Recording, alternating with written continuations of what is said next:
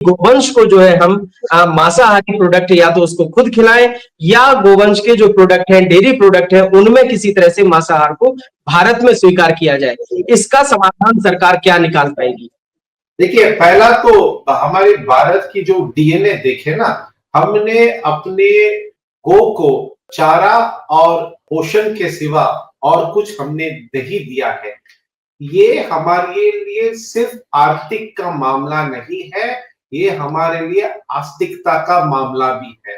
हम कतई भी हम स्वीकार नहीं कर सकते हैं कि जो हम दूध वगैरह जो पी रहे हैं, वो चारा या फिर बाकी अन्य पोषण के सिवा जो जैविक है, उसके अलावा जो दूध उत्पादन होता है, हम उसको स्वीकार नहीं कर सकते हैं।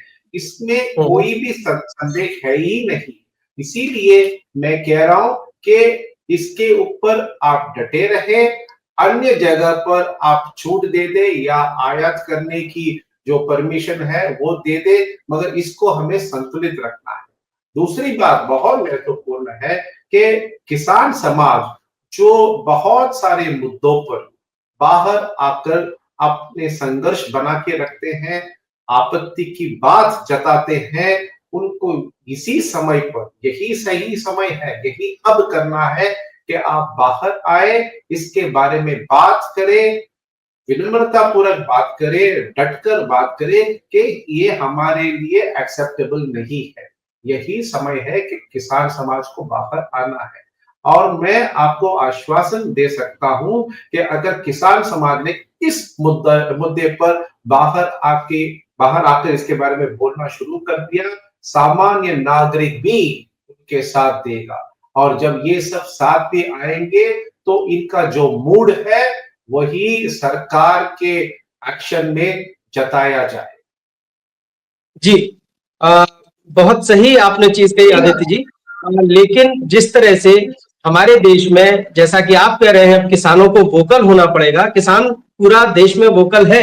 अगर एमएसपी को लेकर इस देश में इतना बड़ा आंदोलन हो सकता है, तो ये न केवल भारत के किसानों की आस्था के साथ, बल्कि पूरे भारत के जनमानस की आस्था के साथ खिलवाड़ होने वाली बात है। मैं सवाल उठा रहा हूं, सरकार आखिरकार सार्वजनिक तौर पर इस पूरी डील के जितने भी बिंदु हैं, इन सभी बिंदुओं को बहस के लिए सार्वजनिक क्यों नहीं कर रही है, जिससे कि लोगों में एक जनमानस ऐसा बने और लोगों की जो प्रतिक्रिया है वो साफ तौर पर उभर के सामने आए। उससे यह भी होगा कि किसानों को आंदोलन भी नहीं करना पड़ेगा, और एक बड़ा वर्ग जो होगा पूरे देश, चूंकि भारत एक बहुत बड़ी आबादी वाला देश है, अगर भारत में बहुसंख्यक वर्ग की इस तरह की आवाज निकल के आएगी तो निश्चित रूप से अमेरिका के ऊपर दबाव बनेगा, और भारत भी इस बात के लिए कहने के लिए तत्पर होगा। भारत भी इस बात को पूरी मजबूती के साथ कह सकेगा अमेरिका से कि हमारे यहाँ इस बात को लेकर स्वीकार नहीं किया जाएगा। तो सरकार क्यों नहीं इस चीज को लेकर एक पब्लिक डिबेट शुरू कर रही है, इस पूरे मुद्दे को लेकर? आखिर ये चीजें बहुत ही गुपचुप तरीके से क्यों हो रही है? क्या सरकार की मंशा पर हम किसी तरह का सवाल उठा सकते हैं इसको लेकर?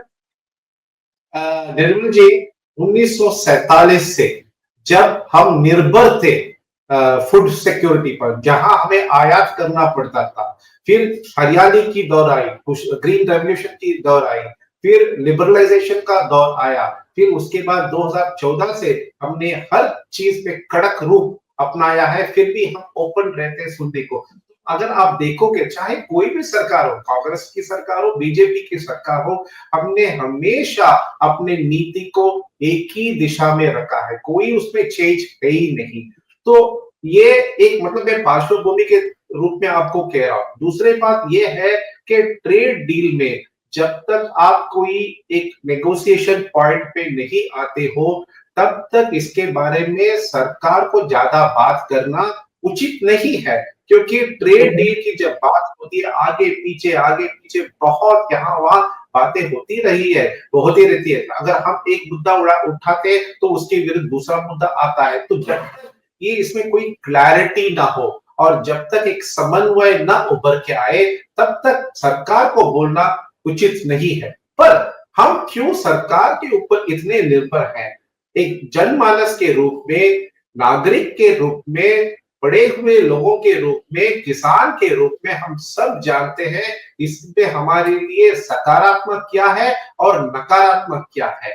हम समाज के रूप से, समाज के द्वारा इसके ऊपर हम बात कर सकते हैं, इस पे डिस्कशन पेपर हो सकता है, इस पर सभाएं बुलाई जा सकती है। और मैं कहता हूं जो सरकार अब नहीं कह सकता, ताकि क्योंकि ट्रेड डील खत्म नहीं हुआ है, मिनी ट्रेड भी खत्म नहीं हुआ है, बड़ी ट्रेड की तो बात छोड़िए, अभी तक मिनी ट्रेड डील भी नहीं खत्म हुआ है। इसीलिए जब सरकार बोल नहीं सकता, नागरिक क्यों नहीं बोल सकते, तो हमें ही इस मुद्दे को उठाना पड़ेगा, हमें ही इसके ऊपर बातें करनी पड़ेगी, इस पे बहस करना पड़ेगा, संवाद करना पड़ेगा, तब जाकर ये समस्या जो है समाधान के रूप चलता है।